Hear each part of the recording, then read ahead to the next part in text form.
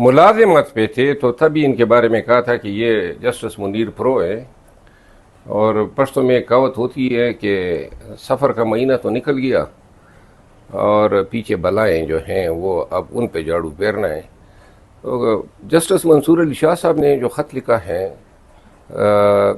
Reference میں عدم شرکت کے حوالے سے جو وجوہات بیان کی ہیں، تو وہ خلاصہ کرتے ہیں منصور علی شاہ کے فائز عیسیٰ کی جوڈیشل کنڈکٹ کا۔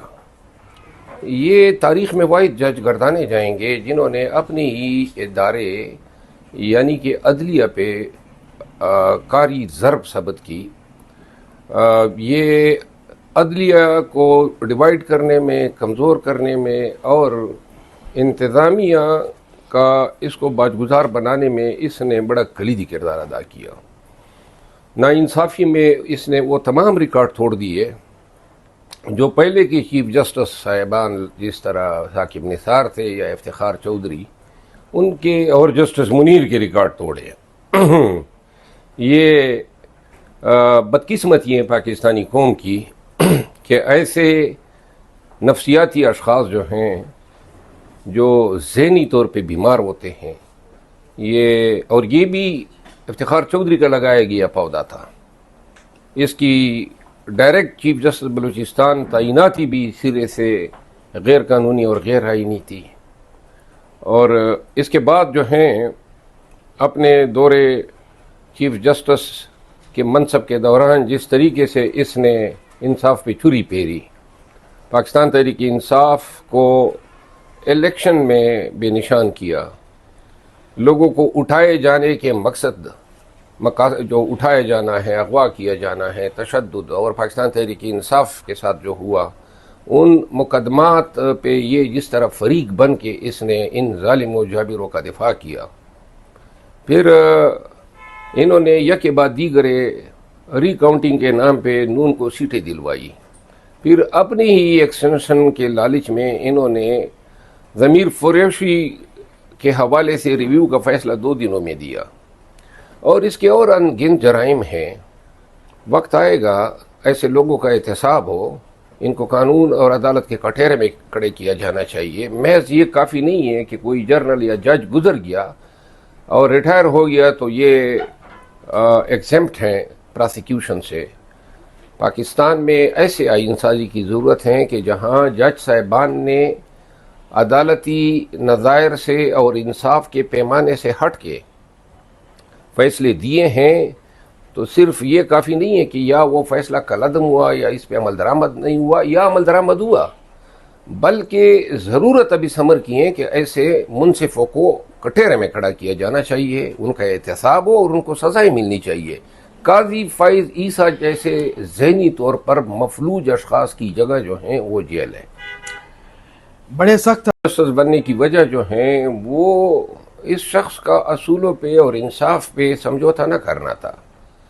ریزرو سیٹوں کا جو فیصلہ آیا، اگر یہ ریزرو سیٹوں کے فیصلے میں حکومت کا ساتھ دے دیتا تو وہ چیف جسٹس ہوتا، اور پاکستان تحریک انصاف کے حوالے سے تمام تر کوششوں کے باوجود کوئی ایک تانا بانا اس کا دکھا دینا کہ ماضی میں اس شخص کے ساتھ یا ان جج صاحب کے ساتھ پاکستان تحریک انصاف کا کوئی تعلق رہا ہو۔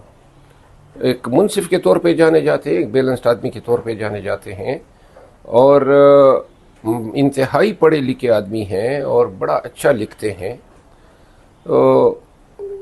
جس طریقے سے جو رویہ ان کے ساتھ کیا گیا امینڈمنٹ کے نام پہ، وہ توہین عدلیہ کی، اور ساتھ میں یہ ضرور کہوں گا کہ جو جسٹس یحییٰ افریدی ہیں، میں چونکہ کافی زمانے سے بالکل ان کے سامنے پیش ہوتا آیا ہوں، یحییٰ افریدی صاحب جو ہیں وہ ایک بیلنس جج ہیں، بڑے رکھ رکھاؤ والے ہیں، اور کوئی ایسی انگلی ان کی طرف نہیں اٹھ سکتی ہیں کہ انہوں نے کہیں انصاف کا خون کیا ہو یا کسی سیاسی یا عصبیت کا مظاہرہ کیا ہو۔ پاکستان تحریک انصاف کے حوالے سے جو اب یہ سوشل میڈیا پہ مہم سامنے آ رہی ہے، اس کا یہ قطعاً مطلب نہیں ہے کہ پی ٹی آئی نے یحییٰ افریدی کی مخالفت کی ہے، بلکہ یحییٰ افریدی صاحب کے حوالے سے کوئی ایک برا لفظ بھی کسی پی ٹی آئی کے صرف اس بات پہ زور دیا ہے کہ سینیارٹی کا اصول پامال نہیں ہونا چاہیے تھا۔ باقی یا فریدی صاحب جو ہیں ان کی کریڈیبلٹی پہ کسی قسم کا کسی کوئی کو شک نہیں کوئی ہے. شک ہمیں کوئی شک نہیں ہے آج تک.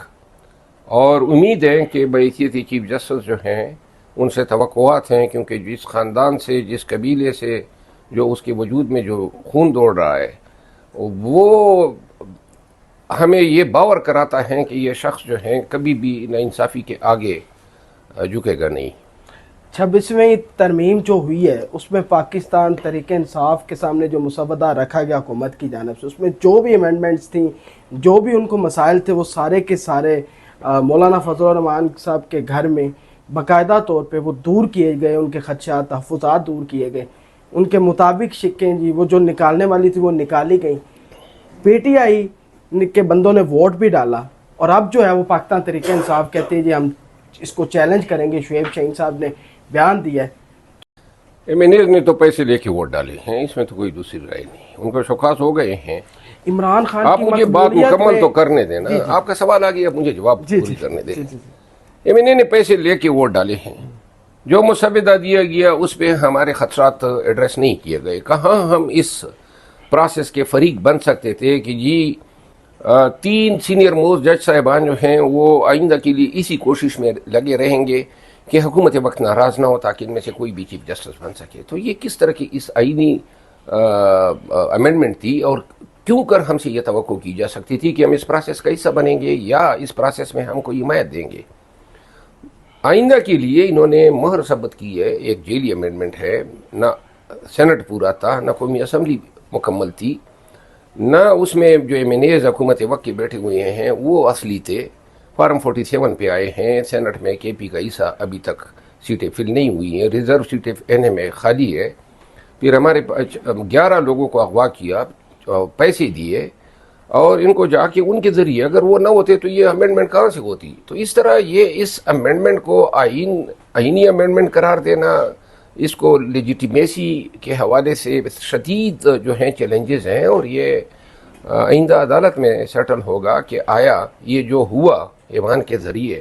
اور پھر سب سے اہم بات ہے ٹرائیکاٹمی آف پاورز، یعنی کہ ہر ادارہ عدلیہ، مقننہ اور انتظامیہ جو ہیں اپنے اسپیئر میں آزاد ہے یوں، اور یہ ہمارے آئین کی روح ہے. تو اس امینڈمنٹ کے ذریعے آپ نے عدلیہ کو باجگزار بنا دیا انتظامیہ کا. یہ سارے سوالات حل ہونے ہیں اس کانسٹیٹیوشنل چیلنج کے ذریعے جو ان امینڈمنٹس کو دیا جا رہا ہے. پاکستان گزار بنا دیا انتظامیہ کا.